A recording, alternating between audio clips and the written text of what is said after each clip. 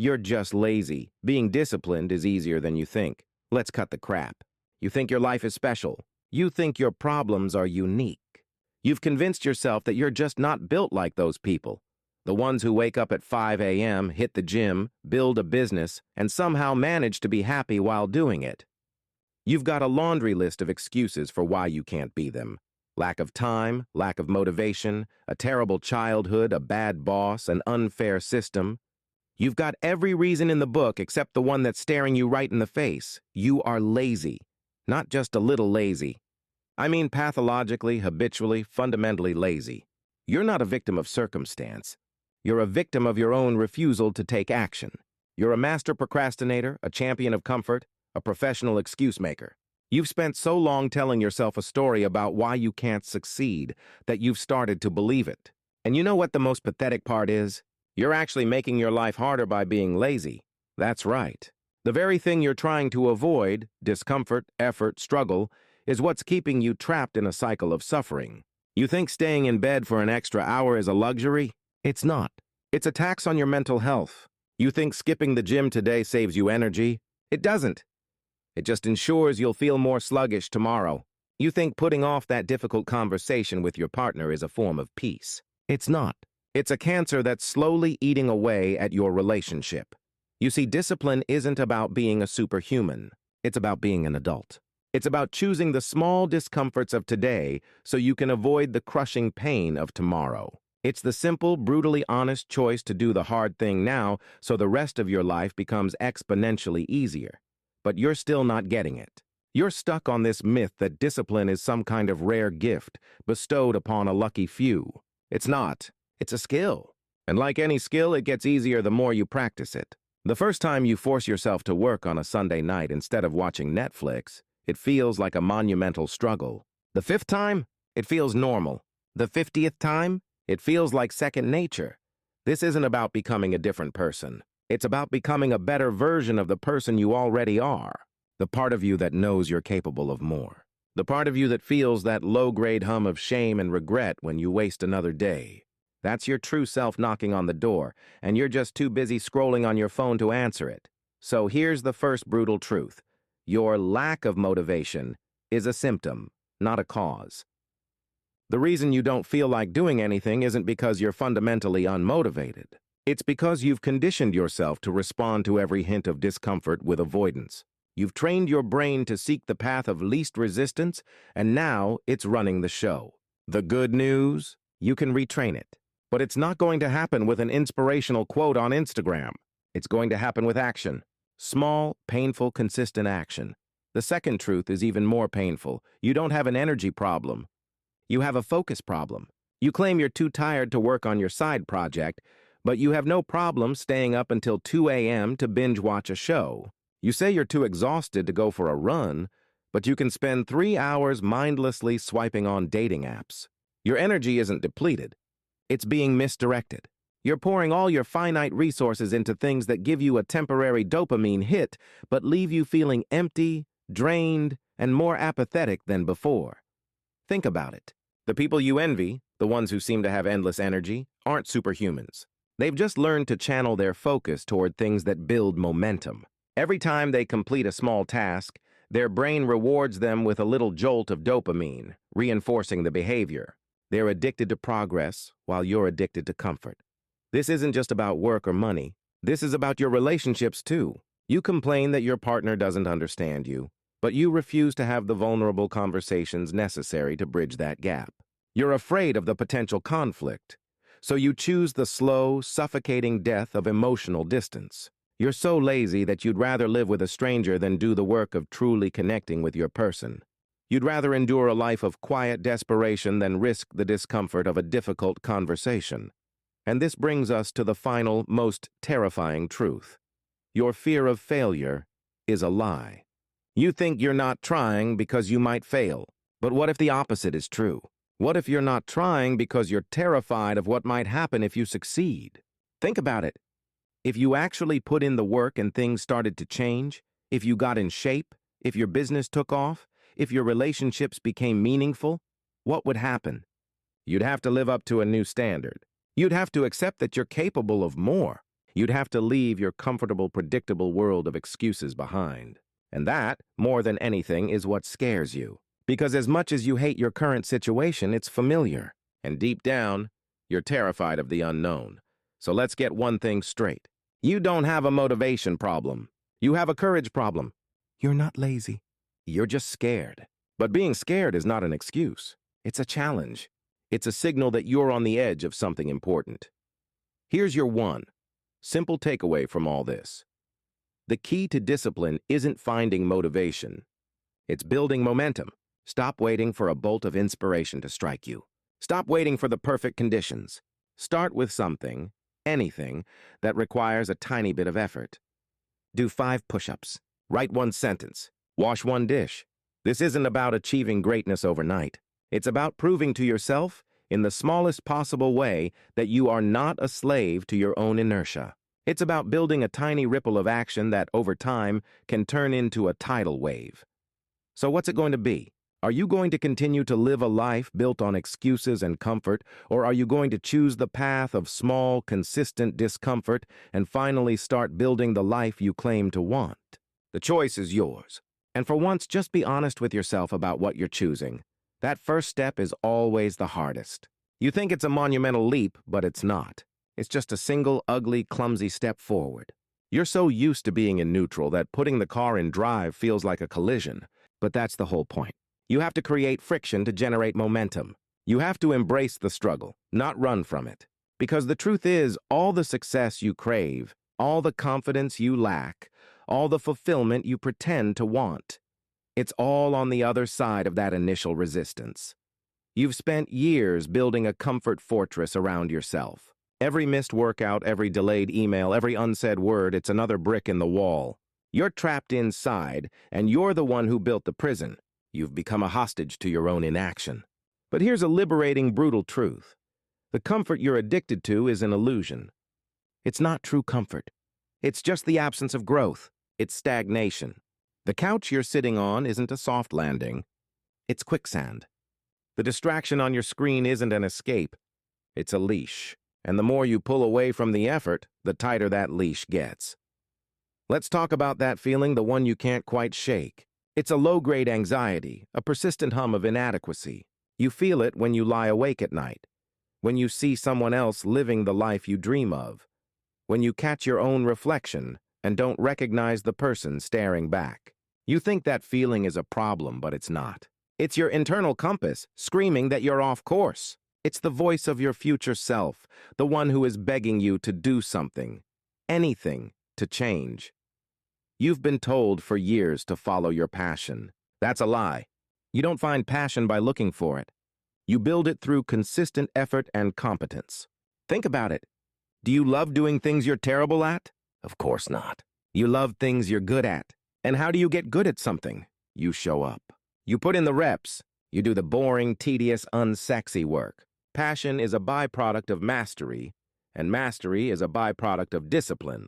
You're waiting for a feeling to push you forward, when in reality, the feeling will come once you start moving. Let me give you a harsh but necessary reality check. Your future self is begging you for help. The person you will be 5 years from now, the person who is either proud of what you've built or full of regret, is a direct consequence of the decisions you make today. Right now, this second. Every time you choose to do the easy thing, you're not just wasting time, you're stealing from your future self. You're taking a loan against your potential, and the interest rate is your happiness. You're trading a few moments of fleeting comfort for a lifetime of what-ifs. This isn't about some grand, sweeping life change. It's about micro-decisions. Do you hit snooze or do you get up? Do you eat the fast food or do you cook a decent meal? Do you have that difficult conversation or do you pretend everything is fine? Every single micro-decision is a vote for the person you want to become. You've been voting for the lazy, excuse-making version of yourself for too long. It's time to change your ballot. Your relationships are no different. You want a deep, meaningful connection, but you're only willing to engage at a surface level. You want someone to understand you, but you're not willing to be vulnerable and communicate your real thoughts and fears. You think emotional intimacy is something that just happens, like lightning striking a tree.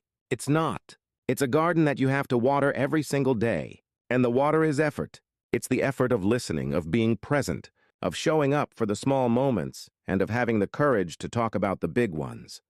You're constantly trying to find the hack or the shortcut to a better life. The new diet, the new supplement, the new guru. It's all just a way for you to avoid the one thing you know you have to do: the work. There are no shortcuts. The secret is that there is no secret. There is just you, your habits, and your choices. That's it. Stop looking for a magic bullet and start pulling the trigger. So here's your next dose of truth. You have to start before you're ready. You'll never feel like it. The conditions will never be perfect. The timing will always feel slightly off. That's a good thing. That feeling of unease is a sign that you're moving outside your comfort zone and into the arena where real growth happens. The desire to wait until you're ready is just another one of your excuses in a fancy suit. It's a well-dressed lie that you tell yourself to justify inaction. Stop waiting for permission. Stop waiting for a sign. Stop waiting for the stars to align. The stars align for the people who are already moving. They don't align for people who are standing still, waiting for a signal. You're looking for a sign from the universe when the only sign you need is the one in the mirror. So, here is your next small, powerful mindset shift. Your future self is not an abstract concept. They are a direct result of your current actions. Stop living as if you have an infinite amount of time. You don't. Start making decisions today that your future self will thank you for. Not big, monumental decisions, just one. Start with one thing you've been putting off. Do it today. Do it right now. Remember this: the pain of discipline is temporary. The pain of regret is forever. Which one do you want? Which one do you choose? The truth is, your brain is a brilliant, lazy machine. It's wired for efficiency, not for growth. It will always choose the path of least resistance because that's its fundamental design. It conserves energy. It avoids pain. It seeks comfort. And you've been letting it run the show without a single protest. You think you're in control, but you're not. You're a passenger in your own car, and the destination it's taking you to is a place called mediocrity. A place where you're comfortable, yes, but also utterly unfulfilled. You're constantly negotiating with yourself. I'll start tomorrow. Just 5 more minutes. I'll do it after I check social media. This isn't a negotiation. It's a surrender.